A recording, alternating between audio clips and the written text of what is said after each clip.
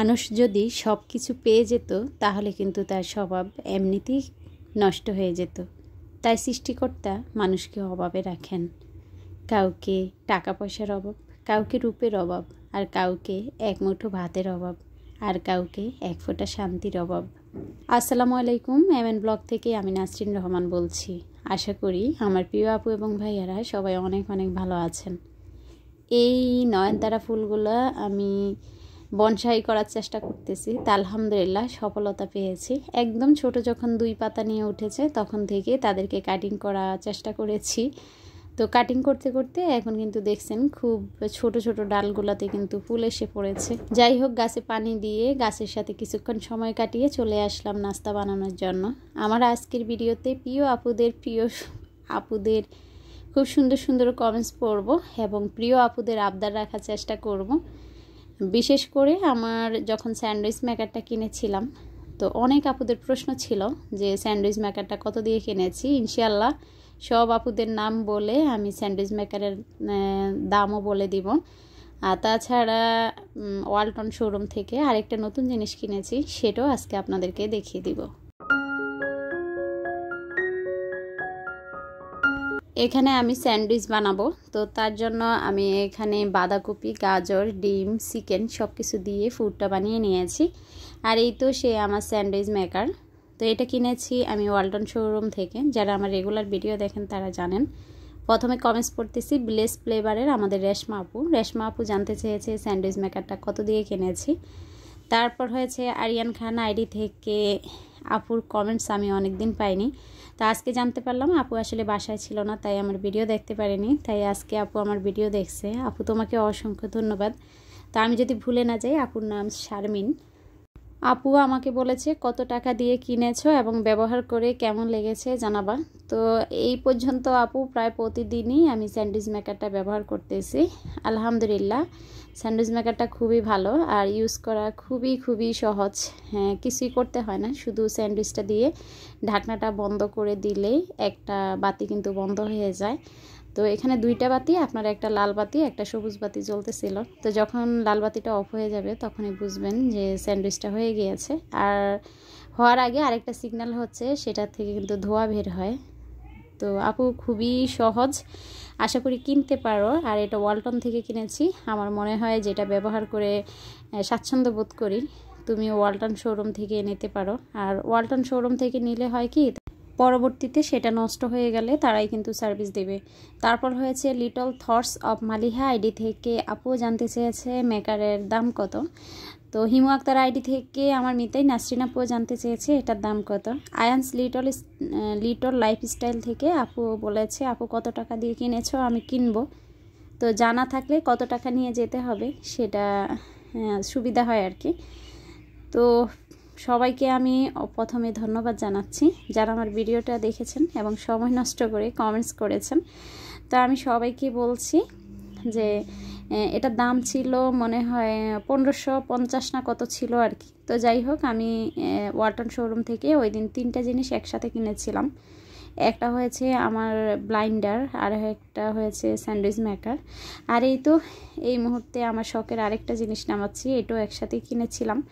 তো কেনার পর আমাকে 10% দিল আর কি, ছাড় দিল। তো 10% দেওয়ার পরে, ডিসকাউন্ট দেওয়ার পরে 10% আমার স্যান্ডউইচ মেকারের দাম এসেছিল 1300 কত টাকা জানি, 1350 টাকা। তো আশা করি আপু আপনাদের সবাই প্রশ্নের উত্তর পেয়েছেন। তারপর আমি এখানে এই যে রাইস কুকারটা নিয়ে এসেছি। তো সেটা আসলে এতদিন খোলা হয়নি, তো আজকে আমার মানে খোলা হয়নি এই জন্যে যে রাখবো কোথায়। তো আজকে আমি মানে এই রাইস কুকারটার জন্য একটু জায়গা করলাম। তো আসলে জিনিস কিনলেও হয় না, সেটার কোথায় রেখে ব্যবহার করলে নিজে সুবিধা হবে সেই জায়গাটাও বের করা দরকার। তো তার জন্য আজকে সকালেই আমি এটাকে ওপেন করেছি। আর যারা আমার নিয়মিত ভিডিও দেখেন তারা কিন্তু জানেন আমার একটা রাইস কুকার আছে। তো যখন দেখা যায় ইদানিং গ্যাসের সমস্যা বেশি, যখন দেখা যায় গ্যাস চলে যায়, তো গ্যাসটা চলে গেলে রান্নায় খুবই সমস্যা হয়। গিয়েছিলাম আমি ইন্ডাকশান চুলা কেনার জন্য, যে ব্লাইন্ডারের সাথে একটা ইন্ডাকশান চুলা কিনবো। তারপর দেখলাম এই রাইস কুকারটা দেখে তার প্রতি এত মায়া লেগেছে, মানে বিশেষ করে এত কিউট। তো আমি আপনাদের ভাইয়াকে বললাম যে এটাতে কি কারি রান্না করা যাবে নাকি, তো ওনারা বলল এটাতে তরকারি ভাত দুইটাই রান্না করা যাবে। তো তার জন্য মনে করলাম কয়দিন পর কিন্তু রাইস কুকারটা নষ্ট হয়ে যাবে, তো একটা রাইস কুকারে নিয়ে নেই, পরে ইন্ডাকশান চুলা দরকার হলে আপনাদের ভাইয়া এমনিই কিনে দিবে। তো এটাতে তো আমার রান্নার কাজ চলবেই, এই আর কি। তো সেটা বেবি কিউট জিনিসটা নিয়ে আসলাম। কেমন হয়েছে আমার রাইস কুকারটা অবশ্যই জানাবেন। অনেক আপুদের যখন আমি ভিডিও দেখি তখন দেখি মোসাম্মদ লিপি ইসলাম আইডি থেকে লিপি আপু খুব সুন্দর সুন্দর কমেন্টস করে। সব সময় ভাবতাম আসলে এই মানুষটা কি আমার ভিডিও দেখে না, আর এত সুন্দর কমেন্টসের আমিও তো মালিক হতে পারি। তো সেটা ভেবে কালকে আমি শিশির আপুকে বললাম যে আপু লিপি আপু তো তোমার প্রত্যেকটা ভিডিও দেখে, তুমি লিপি আপুকে অনুরোধ করবা যেন আমার ভিডিওগুলো দেখে। তা আসলে হ্যাঁ, গতকাল আমি লিপি আপুর কমেন্টস পেয়েছি। আমার গত ভিডিওতে আপু কমেন্টস করেছে, বিশ্বাস করেন আমার খুব ভালো লেগেছে এটা জেনে যে লিপি আপু আসলে আমার ভিডিওগুলো আজ 1 বছর ধরে দেখে। তো আপু বলেছে আপু ভিডিওগুলো দেখে টিভিতে, তাই আসলে কমেন্টস করতে পারে না। কিছু কিছু ভিডিও হয়তো যে আপুদের সাথে আপুর পার্সোনালি যোগাযোগ আছে তাদের ভিডিওগুলো হয়তো আপু মানে মোবাইল থেকে একটা কমেন্টস করে দেয় আর কি। তো যাই হোক, আপু আমার গত ভিডিওতে কমেন্টস করেছিল, নাসরিন সোনা সত্যি বলছি তোমার ভিডিও 1 বছর ধরে দেখছি, টিভিতে দেখছি তাই টিভিতে তোমার ভিডিওগুলো শো করে, তুমি আমার কাছে পুরনো ব্লগার।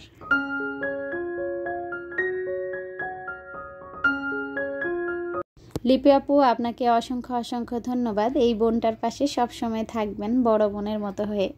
তারপর আমি কমেন্টস পড়তেছি রাশেদা আক্তার আইডি থেকে, আমাদের রাশেদা আপু। আবারও বলতেছি রাশেদা আক্তার আইডি থেকে। রাশেদা আপুর আমার কাছে অনুরোধ ছিল আমি কিভাবে ভাড়া বাসায় কবুতর এবং পাখি পালি সেটা সম্বন্ধে একটু দেখানোর জন্য। তো আপু তুমি দেখতেই পাচ্তেছো আমি খাঁচাটা কিভাবে রেখেছি। যেহেতু আমরা ভাড়া বাসায় থাকি তার জন্য খুবই আসলে আমাদের সচেতন থাকতে হবে।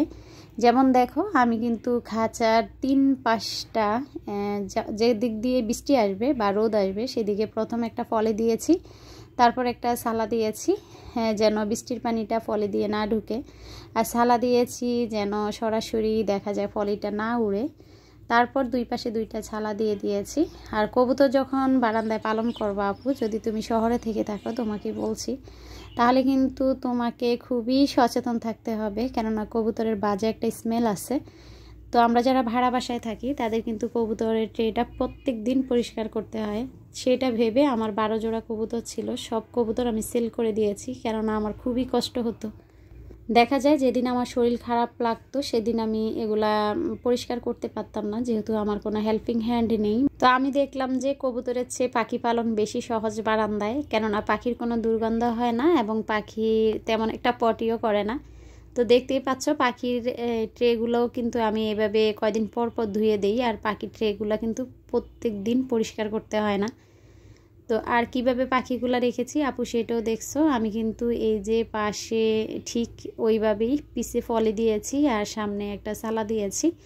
ফলিটা দিলে সরাসরি মানে পানি ডুববে না, আর সালাটা দেওয়াতে ফলিটা উড়াউড়ি করবে না, এই জন্য আর কি। আর সবসময় চেষ্টা করবো পাখি যদি 2-3 জোড়া পালো সেটা একটু নিচে নিচে রাখার জন্য। পাশাপাশি রাখলে দেখা যায় যে পাখি পাখি আবার ভাব হয়ে কেউ তার স্ত্রীকে এবং কেউ তার স্বামীকে ভুলে যায়। সোজা কথায় মানে পাখি পাখি পরকিয়া শুরু করে এই আর কি। তো রাশেদা আপু তোমার জন্য আমি কিন্তু ডিটেলস দেখিয়ে দিচ্ছি। আর পাখিকে যে খাবার খাওয়াবা সেটা কিন্তু অনেক খোসা ফেলে পাখি, তাই সবসময় বারান্দায় একটা ঝাড়ু আর বেলচা উপস্থিত রাখতে হবে, কেননা আমি যতবার বারান্দায় আসি ততবারই কিন্তু বারান্দাটা ঝাড়ু দেওয়ার চেষ্টা করি। আর দেখতেই পাচ্ছ এটা হয়েছে আমার ডাইনিং রুমের বারান্দায়, আর ডাইনিং রুমের বারান্দাটা সবসময় ওপেন রাখি আমি, দরজাটা সবসময় খোলা থাকে। আর পাখির কিচিরমিচির আওয়াজের সাথেই কারেক্টে আমার সারাটা দিন। আর পাখির সাথে কিন্তু আমি প্রচুর গাছ রেখেছি। আর কবুতরের বারান্দাটা আমি দিনে আসলে মানে যখনই খাবার দিতে যাই শুধু তখনই খুলি, আর সারাদিনেই বন্ধ থাকে। তারপরে যদি আপু তোমার কিছু জানার থাকে, ভিডিওটা যেহেতু ছোট সব কিছু বলে দিতে পারছি না, তো ইনশাআল্লাহ আস্তে আস্তে পাখি দেখালে তোমাকে যাবতীয় বলে দিব। এই ছিল আজকের ভিডিও। আল্লাহ হাফিজ।